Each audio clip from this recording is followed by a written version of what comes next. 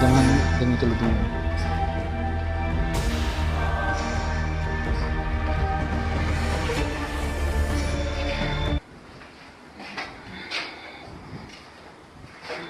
Okey, stop.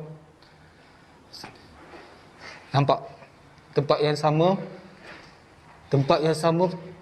dekat tandas juga. Ingat tadi pun dekat dekat bilik sebelah tu pun tandas. Daripada permulaan tadi kan. Tandas. Ni kali kedua lubak keluar lagi. Tempat yang sama, tandas. Padahal mata dia. Assalamualaikum. Okey, keluar je. Assalamualaikum, keluarkan. Assalamualaikum. Saya cuma